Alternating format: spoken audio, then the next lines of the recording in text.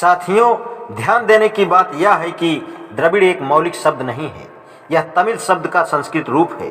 मूल शब्द तमिल जब संस्कृत में आया तो वह दमिल हो गया और दमिल ही द्रविड़ बन गया। द्रविड़ शब्द लोगों की भाषा का नाम है, उससे किसी नस्ल का बोध नहीं होता। तीसरी बात जो याद रखने की है कि तमिल या द्रविड़ केवल दक्षिण भारत की ही भाषा नहीं थी, किंतु आर्यों के आगमन से पहले समस्त भारत की भाषा थी और कश्मीर से रामेश्वर तक बोली जाती थी। अगली बात जो ध्यान देने की है वह आर्यों और नागों का संबंध और नागों तथा उनकी भाषा पर इसका जो प्रभाव पड़ा वह विचित्र बात लगेगी, लेकिन इस संबंध का उत्तर के नागों पर जो प्रभाव पड़ा वह उस प्रभाव से बिल्कुल अलग था जो दक्षिण भारत के नागों पर पड़ा। उत्तर के नागों ने अपनी मातृभाषा तमिल को छोड़ दिया और संस्कृत को अपना लिया। दक्षिण के नाग अपनी मातृभाषा तमिल से चिपटे रहे और आर्यों की संस्कृत भाषा को नहीं अपनाया। यदि यह भेद ध्यान तमिल से चिपटे रहे तो उससे इस बात के समझने में सहायता मिलेगी कि द्रविड़ नाम केवल दक्षिण भारत के ही लोगों पर क्यों लागू हुआ। उत्तर भारत के नागों को द्रविड़ नाम से संबोधित करने की आवश्यकता जाती रही थी, क्योंकि वे द्रविड़ भाषा बोलना भूल चुके थे। लेकिन जहाँ तक दक्षिण के नागों की बात है, उन्हें द्रविड़ कहने का औचित्य दो कारणों से बना रहा। एक तो यह कि वह द्रविड़ भाषा से चिपटे रहे, दूसरे उत्तर के नागों के उसे छोड़ देने के बाद केवल वे ही ऐसे लोग रह गए थे जो द्रविड़ भाषाएं बोलते थे। यहाँ वास्तविक कारण है कि दक्षिण के लोग द्रविड़ क्यों कहलाए। दक्षिण के लोगों के लिए द्रविड़ शब्द का विशेष प्रयोग होने से यह बात ओझल नहीं होनी चाहिए कि नाग और द्रविड़ एक ही लोग हैं। वे एक ही जन समुदाय के दो अलग नाम हैं।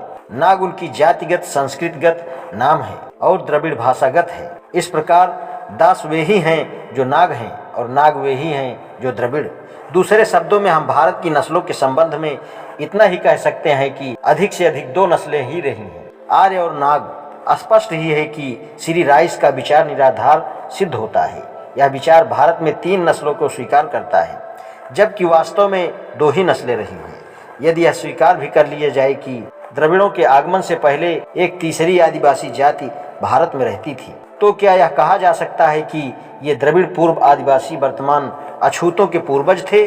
सत्य बात का पता लगाने के लिए हमारे पास 2 आधार हैं, एक मानव शरीर शास्त्र संबंधी और दूसरी नस्ल। भारतीय लोगों के बारे में मानव शरीर शास्त्र की दृष्टि से विचार करने पर प्रोफेसर घूरे ने अपने भारत में जाति और नस्ल नामक ग्रंथ में कुछ ध्यान आकर्षित करने वाली बातें कही हैं। जैसे संयुक्त प्रांतों के ब्राह्मण को प्राचीन आर्यों का एक नमूना प्रतिनिधि मानकर हम उसी से तुलना करना आरंभ करते हैं।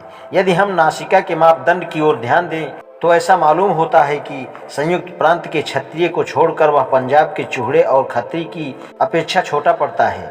चूहड़े और खत्री के नासिका माप का भेद संयुक्त प्रांत के ब्राह्मण और पंजाब के चूहड़े के भेद से कुछ ही कम है। इसका अर्थ हुआ कि संयुक्त प्रांत का ब्राह्मण शारीरिक दृष्टि से अपने प्रांत के क्षत्रिय की बहुत ऊंची जाति के अलावा शेष सभी जातियों की अपेक्षा पंजाब के चूहड़े और खत्री के अधिक करीब है। संयुक्त प्रांत के ब्राह्मण और पंजाब के चूहड़े का समीप्य और भी अधिक स्पष्ट हो जाता है। यदि हम संयुक्त प्रांत के ब्राह्मण तथा अन्य प्रदेशों के ब्राह्मणों के नासिका मापों पर विचार करें, संयुक्त प्रांत के ब्राह्मण और बिहार के ब्राह्मण का माप आर्य संस्कृत के प्रचार के हिसाब से सोचा जाए तो शायद बहुत समान होना चाहिए, लेकिन इसमें इतना ही भेद है जितना संयुक्त प्रांत के ब्राह्मण और पंजाब के चूहड़े में है। ऐतिहासिक आधार पर हम समझते हैं बिहार को संयुक्त प्रांत के आसपास होना चाहिए, लेकिन अनुक्रमणिका की ओर देखने से पता लगता है कि कुर्मी ब्राह्मण के समीप हैं और चमार तथा डोम बहुत दूर हैं। लेकिन यहाँ चमार से उतना दूर नहीं है जितना संयुक्त प्रांत का चमार संयुक्त प्रांत के ब्राह्मण से है। बंगाल की अनुक्रमणिका देखने से पता लगता है कि सामाजिक सीढ़ी के निचले 6ठे दर्जे पर जो चांडाल हैं, जिसका स्पर्श मात्र अपवित्र करता है, उसमें और ब्राह्मण में बहुत अंतर नहीं है। कायस्थ जो दूसरे दर्जे पर हैं, उनसे नाम मात्र का भेद है। बम्बई में देशस्थ ब्राह्मण जितना चित्पावन ब्राह्मण के करीब है, उतना ही एक मछुआ जाति सोन कोली के। मराठा प्रदेश की अछूत जाति महारों का कुंबी नामक किसान जाति के साथ दूसरा नंबर है। उसके बाद आते हैं सेनवी ब्राह्मण और ऊंची जाति वाले मराठे।